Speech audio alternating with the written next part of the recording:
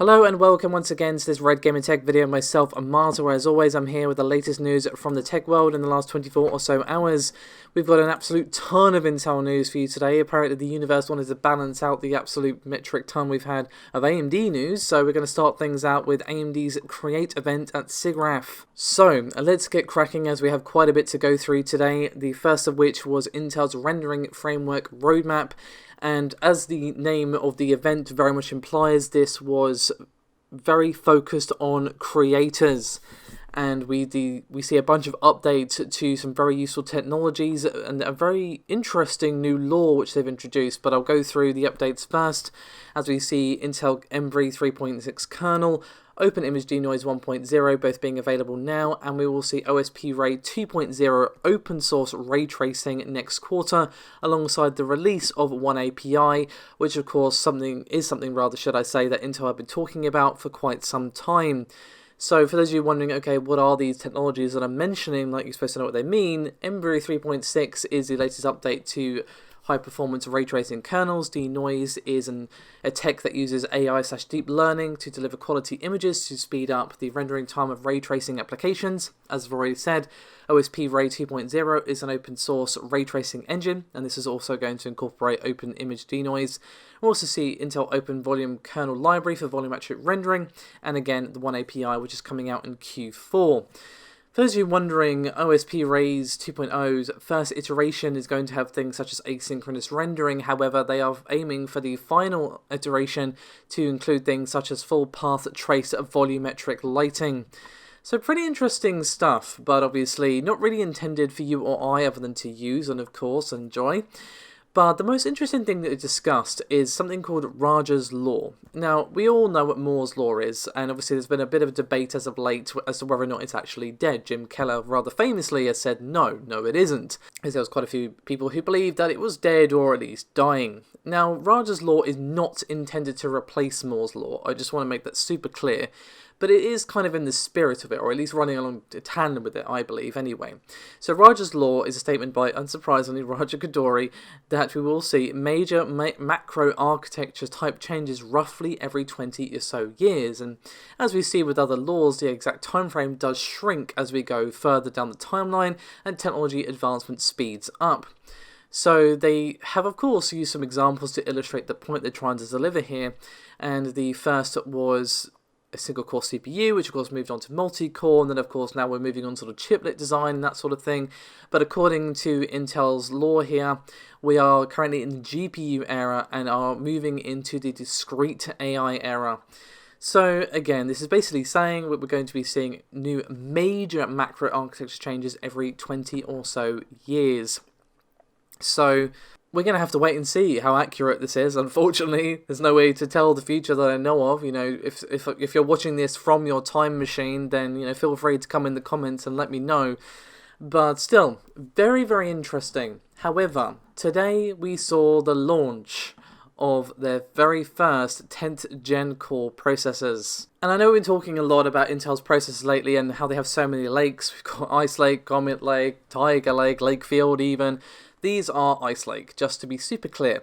So, there's 11 new 10th gen Intel core processors. Now, just to refresh your memory, Ice Lake is, of course, intended for 2-in-1s and laptops.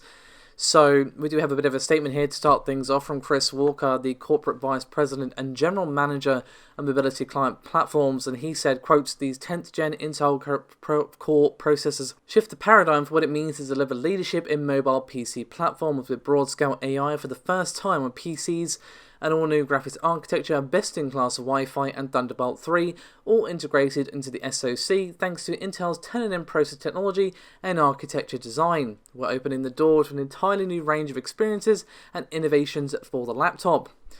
So, what innovations do we actually see? Well, the 10th gen core processors are actually the first purpose-built processors for AI on thin and light laptops and 2-in-1s. So, we see Intel Deep Learning Boost, which is a new dedicated instruction set that accelerates neural networks on the CPU for maximum responsiveness. We see up to 1 teraflop of GPU engine compute, and we see Intel Gaussian Neural Network, or GNA, which is a dedicated engine for background workloads such as noise suppression and voice processing.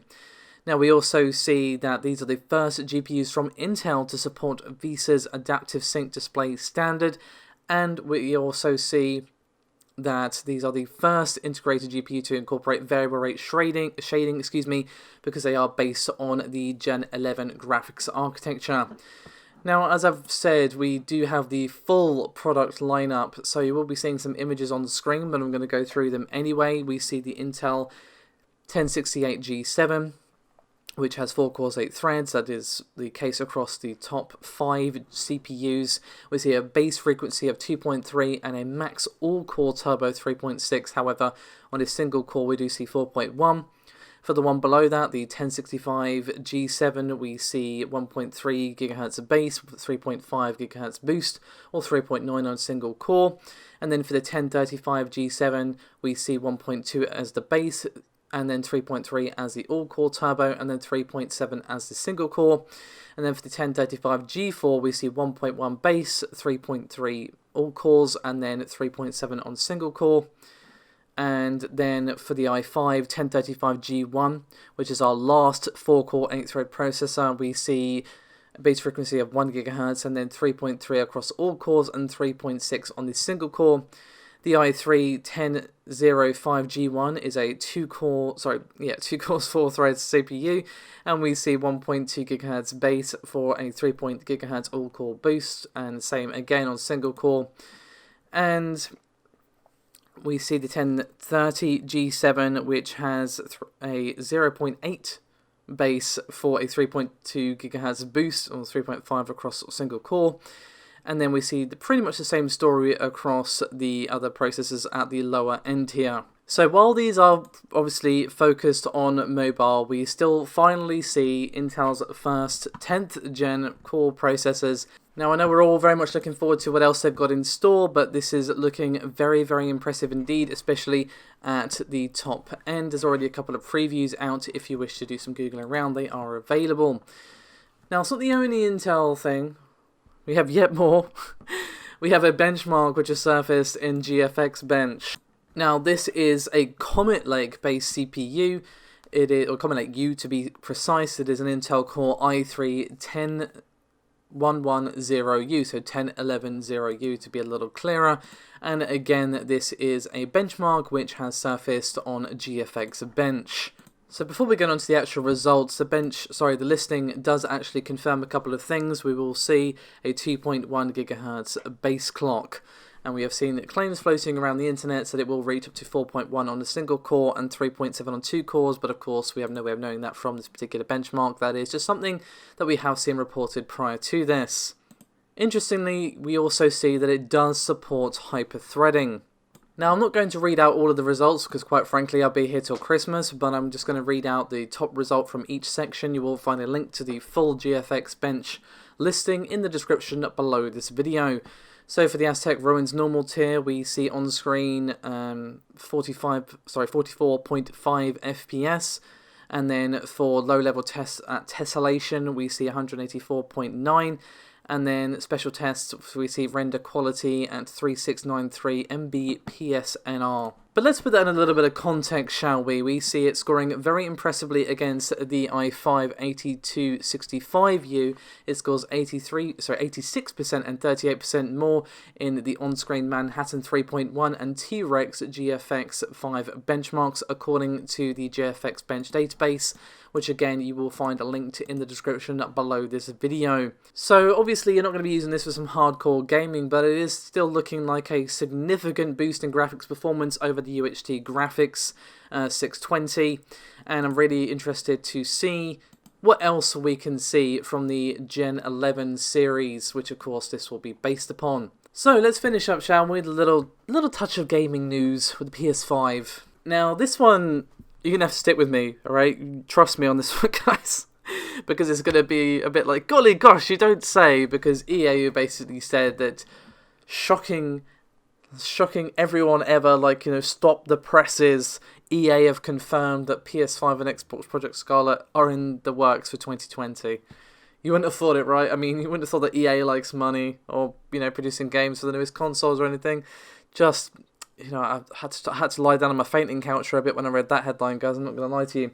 But in all seriousness, Obviously, they've confirmed that, yes, they are working on them, but that's not a shock. The reason I bring this up is simple. This means, if they're developing games for those consoles, that they have development kits in-house, because obviously they need to know how to develop games for the consoles. They are undoubtedly going to have quirks of their own, and while I would hope that they're going to be fairly easy to develop for versus the PS4 and Xbox One, they are still new machines. And what does that mean? Why is that important, I hear you ask? Well, it means that the likelihood that someone will go, oops, I spilled some really sensitive information about the specs of the Xbox Scarlet that I shouldn't have done, oh dear, that's more likely to happen. So essentially, we're more likely to see leaks due to this. So that's a little potential plus. We'll have to see if that actually happens or not. Because, of course, unsurprisingly, Microsoft and Sony are going to be trying to stop that happen. Although Sony, of course, have been quite forthcoming about the specs of their machine. It's more the Scarlet that we don't know too much about. That's probably going to be Microsoft trying to keep that under wraps. But we'll see if they can manage to keep a lid on things. So that is me done for this video. Thank you so much for watching. As always, your support is highly appreciated. And I'll see you next time. Bye-bye.